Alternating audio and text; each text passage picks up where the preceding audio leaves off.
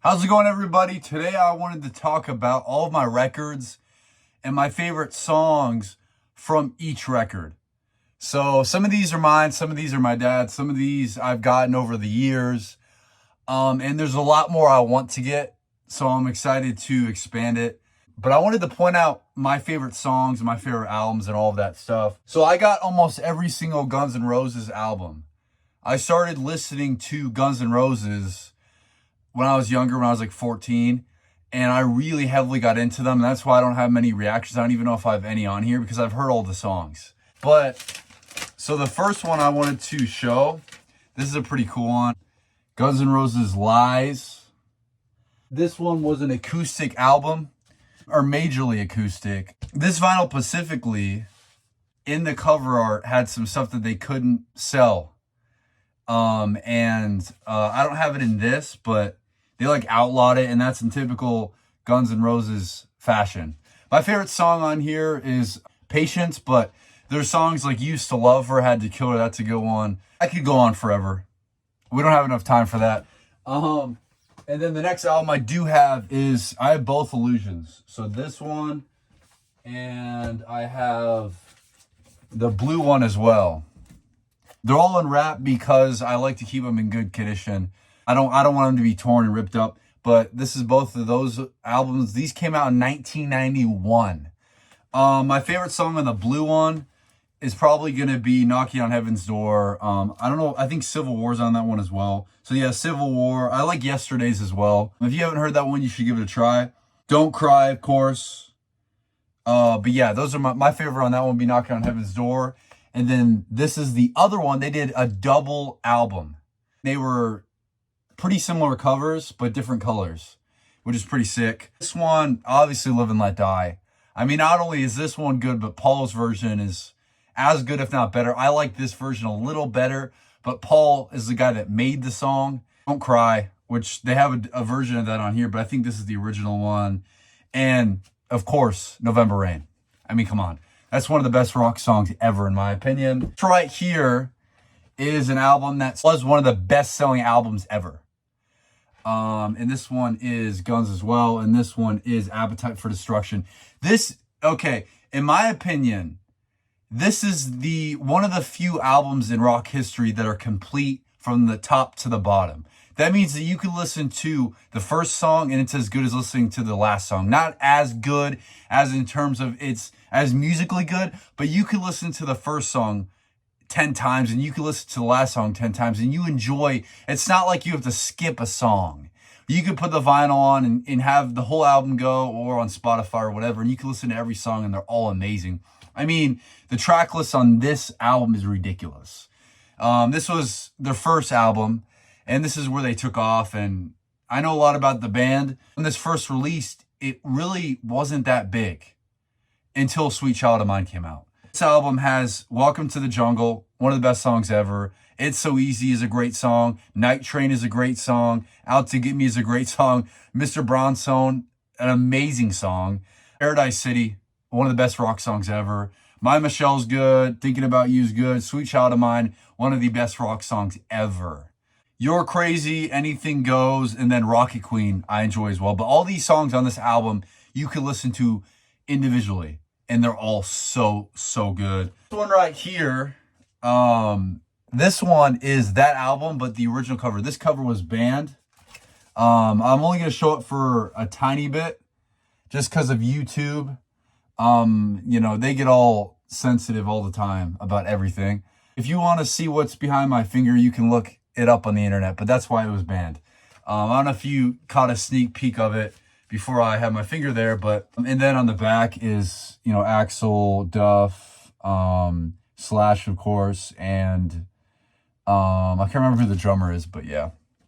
And I got this one as well, which is the album, I probably showed that too close, but, which is the album, the first album, the band cover. So this right here is one of my favorite albums. I've never done any reactions on it, but it's one of my favorite ever. Morrison Hotel, man. So many songs on this one. My favorite's the obvious Roadhouse Blues, but then you have Waiting for the Sun. That's one of my favorites. Peace Frog, one of my favorites. Let's see. Yeah, those are my Maggie Mills good, Indian Summer's good. Just a good album, man. Like 6 or so just phenomenal tracks. This right here is one of my favorite bands ever. I probably listen to this band more than any band, honestly. This is Lynyrd Skynyrd, and this is the live. This is a live album of their combined. I think they had 3 albums when this one came out, or 4. This is, in my opinion, Lynyrd Skynyrd is better live. I think Ronnie and his voice, and the fact that Skynyrd has, I think, 3 guitar members and a piano player, it's ridiculous. And when they were doing, I think this concert, they had, I don't know if I can see it, but I think they had 3 vocalists. So that's a powerhouse, man. I mean, there's bands like Rush that have 1 player, or 2 players, you know, and there's bands like ZZ Top, 2 players.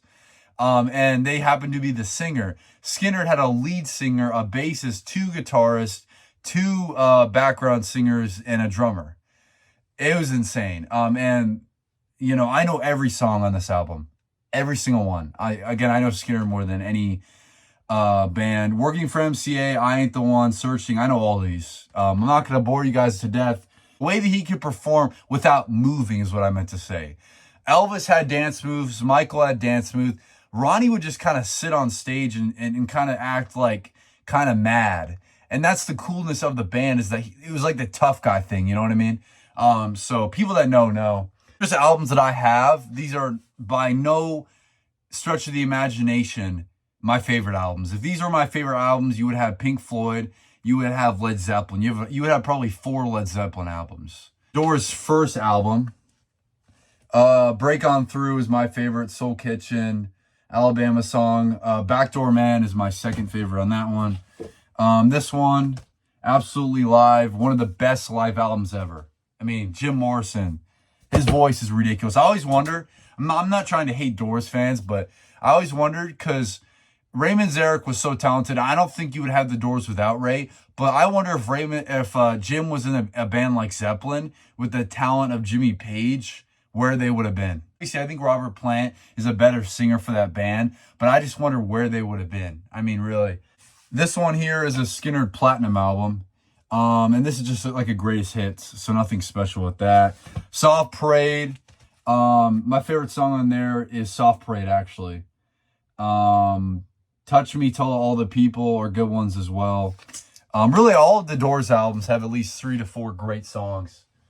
And then I believe this is my last one for this video. I have a couple more that I'll share. This one isn't an album. This poetry, in a way. I'm pretty sure, I might be wrong. I'm pretty sure it's a poetry album. And this is An American Prayer by Jim Morrison. And again, I like the Doors. I like Guns N' Roses. I bought a lot of vinyls when I was younger, and I was heavy into the Doors and Guns and Skynyrd. So I don't have Zeppelin, I don't have Pink Floyd, I don't have Bob Seger. I could go on forever. And that's because I stopped buying vinyl. And I'm going to get more into vinyl. I listen more on Spotify, but I had vinyl for a little bit. I had a vinyl player. I'm going to eventually buy more. I like the way these look, and I like looking at them and stuff like that. So I'll be buying a bunch more as the years go on. Especially, I need some Led Zeppelin, I need some Pink Floyd. I really do. Thank you guys for watching the video. Hope you guys enjoyed it. I'm going to be making videos like this, kind of just talking, sharing my opinion. I think my opinion matters because I've been listening to rock since I was a little kid, but also I speak for the youth. And a lot of people that think rock's dead, it's not dead. I know a lot of people that like it, and I like how I can talk to you guys and share that it's not dead. There's people that love rock. There's millions of people, man, that listen to this music. I mean, if you go to Spotify and you look at Queen, you look at Zeppelin, like Zeppelin has more monthly listeners than a lot of rappers combined. People don't care about rap. You know, what Zeppelin was able to do with, you know, MSG and what they were able to do with performances, like they're able to sell out 80,000 people, 70,000 people at one time. If they wanted to, they could sell out probably 100,000 people. These rappers couldn't sell out even a basketball arena, which is sad. And rock isn't dead. Rock's never going to die, and rap will never be close to rock. I mean, the numbers say it. Rap albums, they don't sell.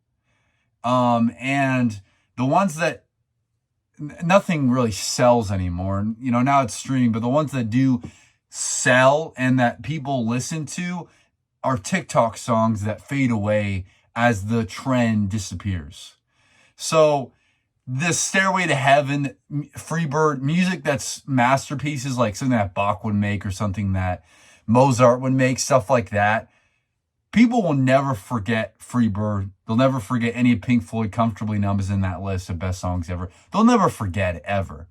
People will always forget Drake, Kanye West. I could go on to rappers that you guys don't even know about. Those guys are going to be forgotten and have been forgotten. In 10 years, 20, 30, 40, 50, Elvis, Zeppelin, Pink Floyd, Doors, Skinner will, because Skinner has kind of a South country fan base that will never die. I mean, people like me love it. So yeah, really, I mean, rock is not dead. It's not close to dead. I'll talk more about that in another video.